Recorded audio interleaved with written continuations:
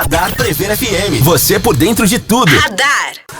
Prever FM 12:01 e uma ótima tarde pra você que tá aqui no 100.9 nesta quinta-feira, tá aí no trânsito, na sua casa, no seu trabalho, ou você conectado através do nosso aplicativo. Se não tem o nosso app, é só baixar aí pro seu Android ou iOS e curtir a nossa programação em qualquer lugar. Boa tarde, Júnior Quinteiro. Fala, Joandre, uma ótima tarde a você, a todo mundo que sintoniza o 100.9 da Prever FM. Começamos mais uma edição do Radar. Boa música? Não. Música e conversa boa. Música e conversa boa. O Joandre que decora bem esse slogan. E todos os dias um entrevistado, uma entrevistada, sempre batendo um papo muito legal aqui. E o nosso convidado de hoje é o padre Emerson Anizzi. A gente vai tentar fazer uma entrevista diferente com ele. Já tá aqui no estúdio. Vamos falar de futebol, padre. Boa tarde, tudo bem? Do futebol não dá. Viu? Não estamos numa vantagem assim tão grande para falar de futebol, né? Mas uma boa tarde, é uma alegria muito grande a gente bater um papo informal, né? E ao mesmo tempo chegar aos nossos ouvintes nesse momento do almoço também descontraído e conversar um pouquinho. Legal, daqui a pouco o padre vai falar um pouquinho da catedral, vai falar um pouquinho da história dele aqui no Radar da Prever FM. Continue aqui no 100.9. Radar Prever FM. Prever FM 12:10. Esse é o Radar até 1 da tarde, música e conversa boa. Hoje recebendo o padre Emerson Anizzi. Padre, todo mundo conhece como o padre da catedral. Mas o senhor tem algumas funções administrativas dentro da Cúria, é isso? Assim, hoje eu sirvo e estou na missão, estou na catedral como pároco ali, o cura da catedral, e tenho a responsabilidade de toda atividade pastoral, toda atividade administrativa referente à paróquia catedral, né? Então hoje eu desenvolvo essa missão ali como a paróquia catedral. Mas fora dessa atividade também tem uma série de responsabilidades na arquidiocese e que me tiram um pouco dessa presença concreta e exclusiva catedral. Então hoje a parte da administração da arquidiocese, todo o setor econômico financeiro, eu tenho a responsabilidade de tocar isso para frente com toda uma equipe que vem junto comigo. Então hoje a arquidiocese no setor de economia, essa parte administrativa, jurídica, ela compõe 47 CNPJs. Então ela tem 26 municípios, são 4 regiões pastorais. Região do Laranjal Paulista, região de Lençóis, a região de Avaré e a região de Botucatu, compondo 26 municípios. Então toda a área administrativa, toda a linguagem do setor financeiro, da administração da paróquia desses CNPJs, a Cúria que tem a orientação e toda a parte normativa de como fazer. Então esse setor hoje nós também estamos juntos orientando e acompanhando. Então você pega, eu costumo dizer, né, que pro fisco nós somos uma empresa. Você tem um CNPJ jurídico, a matriz, que é o CNPJ da arquidiocese, e você tem todas as responsabilidades fiscais, trabalhistas, como qualquer outra empresa, como qualquer outro CNPJ jurídico. Dentro dessa matriz, desse CNPJ jurídico, eu tenho as filiais. Então, as filiais são as paróquias, que têm o mesmo tronco do CNPJ, só que a identificação da filial, onde tem uma administração local, mas que segue toda a parte da centralidade da nossa arquidiocese. E nisso entra RH de todas essas cidades, o RH de todas essas paróquias, que gira em torno de umas 180, 183 pessoas, contando secretariado, contando a parte de manutenção, contando jardim, e depois entra também todas as obras sociais ligadas a esse CNPJ. Então hoje o trabalho em relação a minha função, a minha missão na arquidiocese, além da responsabilidade junto à nossa catedral, tem esse desafio missionário também junto à administração e a parte jurídica da nossa arquidiocese em todo o território da arquidiocese. E aí depois também a gente acaba trabalhando na parte ligada também à arquidiocese como pastoral, que entra um pouco a questão da Fazenda da Esperança, entra também a parte da Caritas Arquidiocesana. Então esses projetos que a gente acaba se envolvendo e que hoje a gente tem uma função também de ajuda. Se a gente fosse comparar com uma organização, vamos tratar politicamente falando, né? A arquidiocese, ela é como se fosse o Estado. Isso. As paróquias são as prefeituras. É. A cúria é a administração do Estado. A cúria seria, vamos dizer assim, usando essa linguagem, o palácio do governo. Tá. Entendeu? E aí cada setor paroquial tem uma prefeitura, uma administração entrando na linguagem política, mas que dentro da linguagem eclesiástica aí tem uma identificação e uma nomenclatura própria, né? Ô padre, e politicamente falando dentro da igreja, Botucatu é uma das mais importantes arquidioceses do país, né? Ela teve uma característica muito importante no estado. Quando a diocese ela é desmembrada e é criada em 1908. Então, quando acontece São Paulo, que era uma grande arquidiocese, uma grande diocese, que ia até o Mato Grosso, então ela é desmembrada e se cria Botucatu e se cria Sorocaba. Então aí São Paulo passa a ter três sedes. A partir de Botucatu, enquanto sede de arquidiocese, nasce 8 dioceses. Nasce Presidente Prudente, nasce Bauru, nasce Marília, nasce Assis, nasce Ourinhos, nasce Araçatuba e permanece Botucatu. E aí depois desse desmembramento, Botucatu continua sendo a sede da arquidiocese da província eclesiástica de Botucatu, compondo essas 8 dioceses, com governos autônomos, mas numa linha pastoral e numa linha de decisão provincial. Entendeu? Tá. Ô padre, como é que o senhor começou a vida eclesiástica? Eu, no primeiro momento, eu detestava padre. Tinha uma tinha bronca. Isso, tinha uma bronca muito grande. Em que idade isso? Isso eu deveria ter os meus 14, 15, 16 anos. Já era né? adolescente, já. Já tinha consciência da situação. Mas eu falo que Deus, ele tem os seus caminhos, né? E eu comecei a frequentar a igreja por obrigação. Então tinha aquela ideia da catequese, como hoje muito acontece, né? A obrigação de ter que fazer um convívio social, por N motivos. O meu, porque meus pais me colocaram e eu tinha que fazer. Então fiz a primeira Eucaristia, fiz o crisma, tudo dentro de uma rotulagem de necessidade de um cumprir funções. Mas eu acabei me apaixonando por uma das meninas que não saía da igreja, né? E por ciúmes eu comecei a frequentar os bastidores da igreja. Então eu saí um pouco daquilo que eu chamo hoje da arquibancada. Porque hoje você tem o cristão de arquibancada, né? Você dá pitaco no jogo, você sabe onde que tem que passar bola, você sabe por que o juiz roubou, você consegue argumentar tudo do sofá e da arquibancada, com o controle remoto na mão.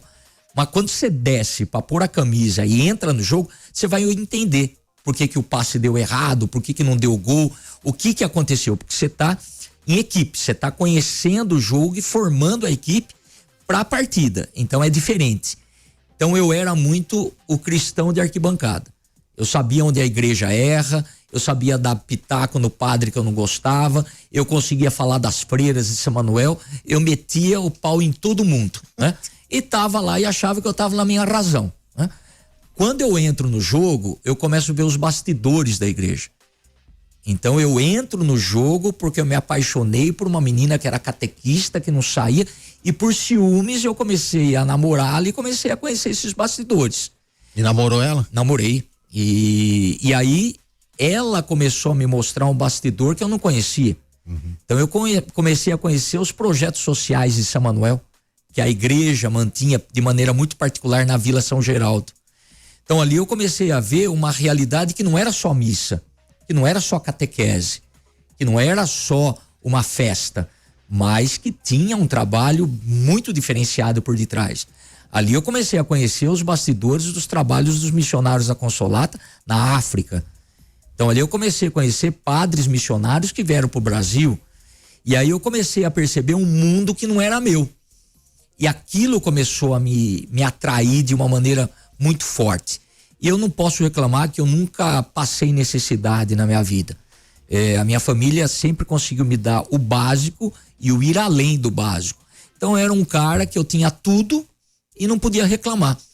Mas alguma coisa ali estava me faltando que eu não sabia o que era. E foi interessante porque em uma das visitas sociais, e aqui que depois você vai entender o toque de Deus, você vai entender o porquê que você começa a querer buscar algo fora, mas você não vai conseguir encontrar porque está dentro de você. Então você começa um processo de discernimento. Aí eu comecei um projeto junto com os jovens da Legião de Maria, lá de São Manuel, nessa realidade da Vila São Geraldo. Eu conheci um casal muito carente, com 7 filhos, morando em 2 cômodos. E tinha tido um recém-nascido gêmeos, um casalzinho de gêmeos. Para ajudar ainda. Para ajudar. E precisavam de um berço, né? E eu falei, deixa que o berço eu consigo. Tinha um berço meu em casa que tava com as bonecas da minha irmã, mas na verdade eu queria impressionar a minha namorada. Falei, deixa que isso daqui eu resolvo, né? E foi muito engraçado, porque quando eu fui pegar o berço, eu tomei uma lição de meu pai, e ele olhou para mim e falou assim, não, você tem que aprender a fazer a caridade com aquilo que é teu, o berço não é teu. Então, fazer caridade com o berço do outro, isso é tranquilo. Teu, você vai fazer o quê? O que você tá dando de você? Só que eu fui entender isso depois, porque até então eu fiquei bravo, eu fiquei, como que eu vou quebrar a cara de uma promessa que eu fiz? E aí no discernimento, você começa a perceber o que eu tenho meu. É a minha vida, que nem minha é. Então, eu tenho autonomia de falar, isso daqui eu te dou, é isso daqui eu entrego. Então, eu comecei esse processo de discernimento dessa maneira. A história é longa, cheia de detalhes, mas esse foi o ponto. E isso levou mais ou menos uns 2 anos, porque eu comecei a fazer discernimento no seminário, fui pro seminário, mas eu namorava escondido nas férias, porque eu tinha, assim, uma gana muito grande de ser pai e de ter a minha família. Era uma das minhas metas. E isso começou a entrar em choque, eu tinha que tomar uma decisão. Até que o meu diretor espiritual chegou para mim e falou assim, você vai ser mentiroso até quando? Você quer servir a 2 realidades, você tá mentindo pra menina, você tá mentindo pra nós e mentindo pra você. E ela já sabia que o senhor estava no seminário? Sabia, porque o negócio ali era forte, a atração física, a atração sexual, a atração afetiva era forte entre nós. Então era algo assim que estava ambos em discernimento, eu acredito. Só que na hora você não consegue fazer esse processo, você vai vivendo conforme as coisas vão acontecendo. E essa pergunta para mim foi crucial. Você quer fazer o quê? Concretamente. Você tem que ser homem, e ele usou uma frase para mim que foi a mesma que eu comecei a discernir quando eu desci da arquibancada. Você precisa descer da arquibancada da tua vida. Você precisa tomar uma decisão. E aí foi que eu tomei a decisão que eu queria fazer uma experiência plena no discernimento vocacional para ser missionário, padre ou não.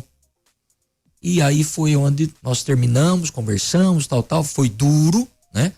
E começamos todo esse processo. Então praticamente foi isso em 1989, 1990. Foi depois de Roque Santeiro, né?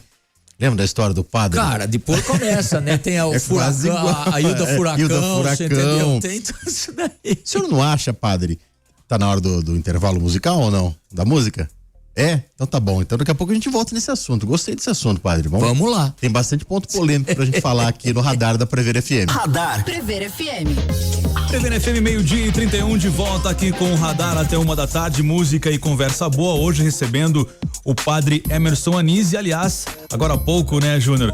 Ele comentando aqui com a gente o que o fez O que eu trouxe, padre. O que eu trouxe pra o celibato, padre, é um termo sempre em discussão, né? A gente tava batendo um papo fora do ar aqui e o padre Emerson falava dos desafios da igreja nesses novos tempos, né, padre? Como, sem perder a essência, como trazer o produto principal da igreja, que é Jesus Cristo, para essa nova geração. E eu vou tentar fazer uma combinação do que a gente estava falando antes da música aqui. O senhor citou que foi um amor que o trouxe para a igreja. Se a gente for ver as grandes reformas da igreja, se a gente for citar, a gente fica um programa inteiro falando aqui, né? Lá dos concílios. O concílio de Nicéia foi 1300 e... Foi, acho que, não 1300, se não me engano, 300 e algo. Ali. O senhor não acha que vai ser inevitável no futuro uma grande reforma, inclusive para a vida pessoal de cada um que representa a Igreja Católica? Você toca no ponto do celibato. Casamento de padre. Isso. Eu ia falar para você, vai direto no ponto. Mas eu costumo dizer o seguinte, assim, a minha preocupação até daquilo que eu vivi, daquilo que eu experimento hoje, não é uma questão simplesmente do celibato ou não. Tá. Da abertura do casamento ou não, da possibilidade de casar ou não. Eu creio que o desafio é muito maior, é na identidade primeira. Tá. É o porquê, qual que é a motivação, qual que é a minha vocação, qual que é a minha identidade. Porque a consequência, vamos dizer assim, de viver o celibato é um reflexo da tua escolha, dessa identidade. E que isso não significa certeza de tudo, mas é a capacidade de enfrentar as tuas realidades humanas, que faz parte do teu organismo, faz parte da tua realidade de ser humano, como lidar com isso por uma escolha maior, por uma renúncia maior.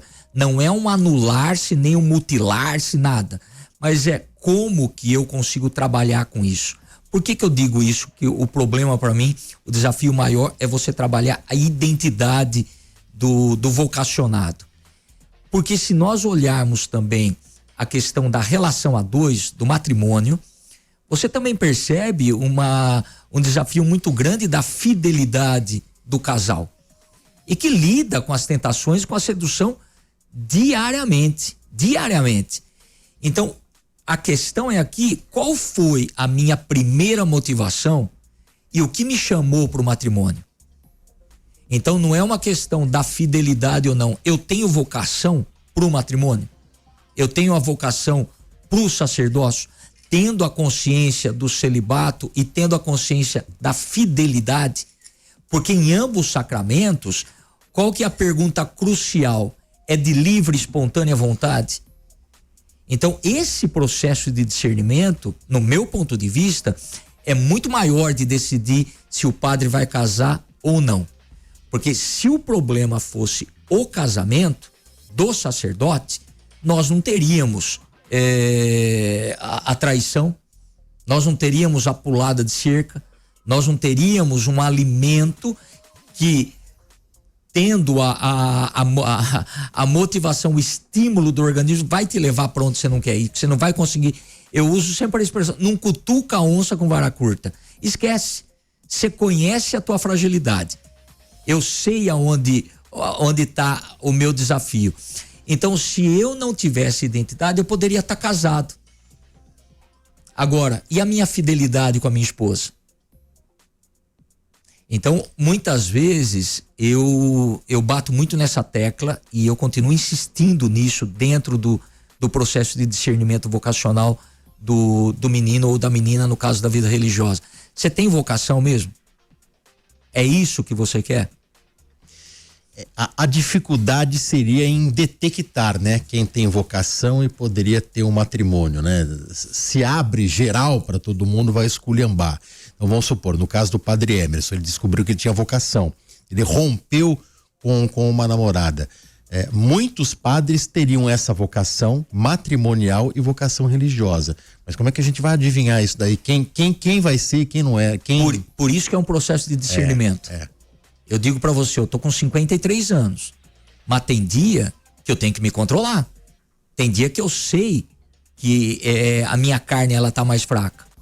Eu sei que e geralmente são momentos aonde a minha ansiedade e a minha tribulação de executar funções e tarefas tá acelerada demais, eu tô mais frágil. Então eu preciso conhecer qual que é o meu mecanismo, o meu start. e trabalhar com isso, não fugir disso. Não achar que isso é uma tentação do demônio, porque é o demônio. Não, isso é o meu organismo, isso sou eu, é a minha masculinidade. Então eu tenho que aprender a lidar com isso para não terceirizar pro demônio aquilo que é meu, ou terceirizar pro inimigo que tá me tentando. Não, eu tenho que aprender a trabalhar com isso. E não é fácil. Eu nunca me esqueço, em 1994, Frei Feliciano, que evidentemente já tá no paraíso, né? Ele com 92 anos. Eu estava em Santa Catarina em rodeio, no noviciado.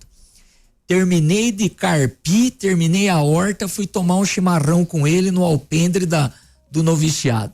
Ele na cadeirinha de roda, na cadeirinha de balanço dele, com o hábito franciscano, dos seus plenos 92 anos. Eu perguntei, ô Frei, qual que é a sua maior dificuldade? Ele falou assim, mulher. Eu falei, pô, tô fudido, porque eu tô com 23 anos e o senhor já tá com 92. Ele disse assim, filho, a nossa natureza humana nós vamos carregar sempre. E é verdade.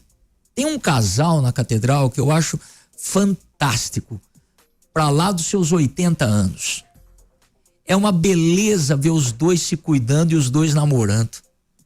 É uma beleza ver os dois andando na rua. Eu já até sei quem é. Eu não vou nem dizer. É a professora predileta. Cara, mas assim, eu acho lindo, e os dois completamente diferentes. Com a identidade, a história de cada um, o jeito de ser de cada um. Mas assim, vocacionados. Ela fala assim, mas é muito difícil hoje. Mas quando é fácil?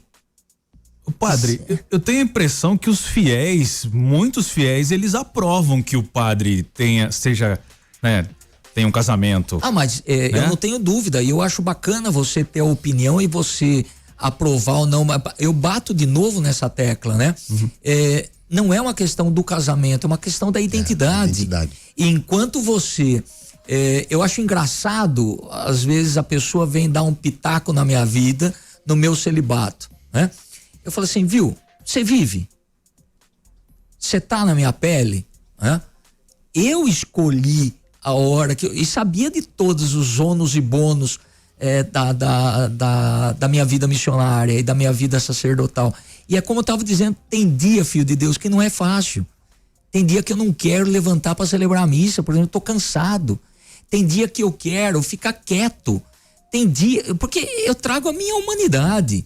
Só que eu tenho que ver o que me move, o que me toca para frente. Tem cada frustração, por exemplo, que você vê dentro da igreja, cada decepção que você vê no meio eclesiástico, você fala, caramba, mas o que tá me movendo hoje? Quando eu estava estudando em Roma, morei 5 anos lá, fiz a teologia lá e fiz o meu mestrado lá também.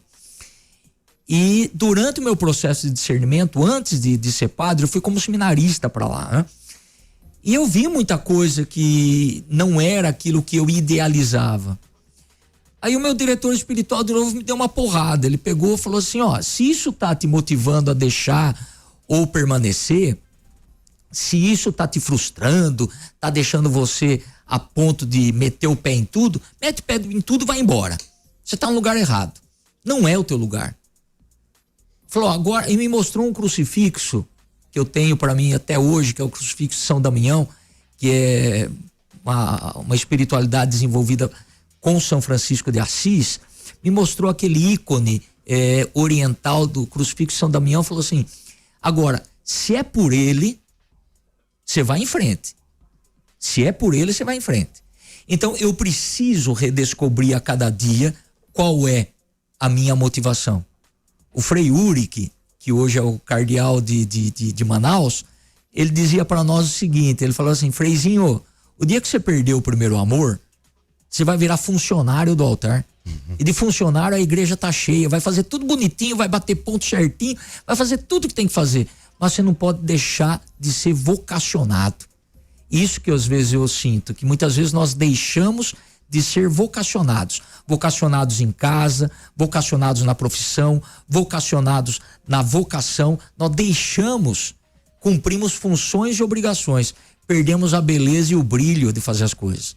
Às vezes pelo cansaço, pela desmotivação, tudo bem, do externo, mas dentro de mim.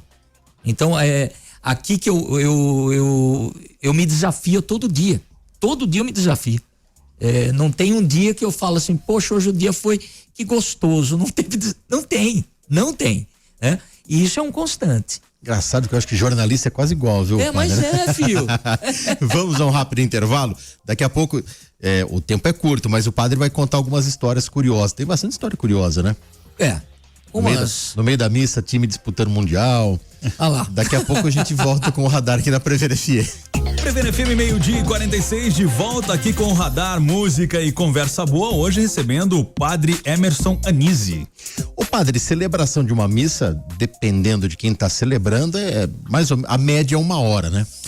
A presidência da Santa Missa, né? Porque todos nós celebramos. O povo em geral, todos somos celebrantes da Santa Missa. Tem o presidente, né? Então, quem preside é o padre. Então, assim, a gente tem a missa dominical que ela gira em torno de 1 hora, né? Não tem um tempo preciso, né? Então, você tem 1 hora, mais ou menos, 1h05, 1h10, e durante a semana, geralmente, é meia hora, 25 minutos, né? Tem um amigo meu que fala assim, quando você vem com os avisos de publicidade paroquial, aí a missa, você estava indo bem para tirar 10. Você falou que tem avisos, então às vezes depende também, estica um pouco na questão de alguns avisos, de algumas orientações, mas colocando de uma maneira geral, as missas dominicais vão em torno de 1 hora e as missas semanais de 25 a meia hora. Já aconteceu alguma coisa no meio da missa que o senhor teve que acelerar? Olha, assim, nunca tive nenhum... Que na homilia falou, vou acelerar, que essa homilia vai durar 2 minutos. Assim, nunca teve nada de questão fisiológica. Eu falei assim, eu tenho que correr pro número 1, número 2. O padre entendeu o que eu quis perguntar. Isso assim, em 23 anos de padre, nunca. Mas já teve várias situações assim, diferenciadas, e ao mesmo tempo que você tem que dominar a realidade para não transparecer e poder conduzir a celebração, né? Nunca me esqueço o Lui, saudoso Lui. Uma vez eu estava fazendo a celebração e estava na hora da homilia, numa missa dominical, ele entrou pelo corredor central da catedral e começou a dialogar comigo. Ele tem razão, é isso mesmo. E foi e vindo para cima, e eu faço a pregação caminhando, né? E eu comecei a ir ao encontro dele, né? Aí a hora que nós nos encontramos praticamente no centro e a homilia rodando. Entrou a Dolores daí? Não, a Dolores estava quietinha, foi numa missa anterior. Aí, já pensou? O Lui ajoelhou, né? Olha. E abraçou minha perna, aí continuei tocando a homilia, aí eu abracei também ele, ajoelhei com ele, levantei com ele abraçado, fui caminhando, fazendo a homilia com ele, ele começou a beijar minha orelha, beijar o meu pescoço, e foi indo, o seu Dor ainda estava na sacristia, e a hora que eu terminei a reflexão, eu falei, eu creio em Deus Pai Todo-Poderoso, tal, aí que o povo já estava rezando a profissão de fé, eu falei pro seu Dor, cuida do Lui. Aí o Lui falou para mim assim, só queria uma pinguinha. Eu falei assim, então vamos fazer o seguinte, Lui, deixa eu terminar a missa, depois nós tomamos uma pinguinha, mas até lá o seu Dor vai preparar um café para você. E na boa, então acontecem situações na Santa Missa que não tem previsão, não dá para você, e você tem que improvisar. Eu li uma vez que isso se chama fé criativa. Você pode até ter o seu ritmo de programação da tua espiritualidade, a tua fé, isso aqui, mas em certos momentos você tem que ter uma fé criativa, se vira nos 30, não tem o que fazer. Então já aconteceu essas situações. Outras situações, eu sou um cara que tem um dos meus pecados é a ira, né? Um dos meus pecados capitais faz parte, eu brinco, meu pai é chucro, minha mãe é bocuda, não poderia sair outra coisa, eu sou chucro, bocudo e não tem por onde, é o meu jeito, é isso que eu sou, tem que lidar com isso. Então, às vezes, eu me controlar muitas vezes na missa também, por alguma situação que acaba me tirando do sério, né? Eu costumo dizer que eu acho muito bacana as crianças na Santa Missa. Acho isso fantástico e tem que deixar a criança mesmo. A criança sobe no altar, ali na catedral, é muito bacana. Eu falo que é uma extensão de casa. Eu já vi criança começar a andar na catedral, hoje já está crismado. Quando eu cheguei, a criança era um catatal, já celebrei o casamento. Isso faz muito parte. Mas uma coisa que me tira do sério é o adulto, quando eu acho que está dentro da praça, de qualquer lugar, mas está dentro da missa, no moto tchê ou no celular. Então, isso eu tenho que me controlar, porque eu não posso transformar ali em uma realidade que às vezes eu perco a boa com uma criatura e toda a assembleia acaba se desviando. Não dá nem para chamar atenção ali? Eu tento encarar, olhar, e por isso que eu falo que praga de padre não pega, porque senão ali a pessoa já tava aquelas catacumbas, sabe? Mas é difícil. Então são situações que às vezes são criadas e que você tem que ter um jogo de cintura para não perder o principal, o foco, que é a palavra de Deus e a celebração da Santa Eucaristia. Depois da missa, nunca ninguém chegou e fez um pedido, acabou a missa, vai todo mundo lá falar com o padre, a criançada do KT brincando subiu, acabou a missa, alguém te esperando lá fora? Já. Padre, o senhor tem que me ajuda com alguma coisa. Qual foi o pedido mais absurdo que o senhor recebeu? Assim, eu já teve uma pessoa em situação de rua que ela estava pedindo, durante a missa, estava pedindo dinheiro para as pessoas, tal. E aí, ela me esperou fora, eu pedi para que tivesse fora, que depois eu ia encaminhá-la para... Nós temos um grupo lá da caridade que trabalha com as famílias, tudo, para ver a real situação dela. Ela começou a me dar uma pisa de bolsa, me bater com raiva. Acho que ela estava fora também, ela estava alcoolizada. E ali eu tive que ficar na minha. Começou a bater com a bolsa? Eu só travei o braço assim e foi batendo. Caramba. Então ali eu tive que me controlar, né? Minha vontade era ir para cima, mas não dá, você tem que se controlar. Então já aconteceu uma série de coisas, e como situações belíssimas, assim, que eu ir pra missa com um problema na minha casa, na minha família, com situações que fugiam do meu controle, saúde de minha irmã, situações pesadas às vezes, que eu queria ficar quieto, queria chorar em casa, mas eu tinha a Santa Missa. E vou pra missa, falo, Senhor, é por ti, eu sempre faço a minha oração antes de ir pra catedral, na capela da casa paroquial, e sempre peço pra Deus, me conduza, que seja feita a tua vontade, que eu diminua e o Senhor apareça, né? E assim, no meio do nada, tem uma menininha, Cecília, que é muito gente boa e que sempre, nos momentos mais difíceis, ela tá na missa. E aí ela sobe no altar com uma liberdade muito grande, ela parou nesse dia, olhou para a cruz assim, e eu ali na missa, ela parou para a cruz, fez um emotion do coraçãozinho para a cruz e me apontou, né? Tipo assim, ó, cuida do meu amigo. Aí depois veio até mim, puxou minha batina assim, eu agachei, ela me deu um abraço e falou assim, te amo. Então são situações que você fala que tem de tudo. Tem o que te tira do sério, tem o que te acalma, tem o que te dá vontade de chorar, vontade de esganar. Então, assim, todas as reações fazem parte da minha humanidade, da minha emoção também, né? E a gente aprende a lidar com isso. Então, a missa, ela já trouxe tudo aquilo que você possa imaginar. Uma vez em Manaus, eu estava rezando também na Fazenda Feminina, e tô eu ali no altar. Na hora da consagração, eu vejo uma cobra que vem vindo na minha direção, pô. Tranquilo. Não, você entendeu? Então, a sucuri chegando ali. É uma situação, tudo vai acontecendo. Uma vez, quando eu era pároco em Aras também, na hora da consagração, que é o momento de transformar o pão e o vinho em carne e sangue, que você ajoelha, né, no altar assim, apresentou a Eucaristia, depois você ajoelha, né? O menininho estava embaixo do altar escondido, só ergueu a toalha e falou assim, oi. Você falou assim, pô, de onde surgiu quando entrou? E o que tá fazendo ali? Será que só eu tô vendo esse menininho aqui ou ele é real? Então, assim, são várias situações desses 23 anos de padre que você fala assim, putz, é a escolha certa, é bacana, tem seus desafios, mas é algo que vale a pena, tá valendo a pena, entendeu? É o famoso, como é que é aquele bordão lá? Nós ganha pouco, mas se diverte. Nós ganhamos, risada. a gente ganha pouco, mas a gente se diverte, entendeu? É isso, olha, tem muita coisa que eu queria perguntar pro padre. O padre vai ter que voltar qualquer dia aqui, né, Joandre? Queria falar da família da Esperança, da casa, da Fazenda da Esperança. Tem muita coisa que a gente ainda pode abordar. O padre, já fica o convite para uma próxima oportunidade.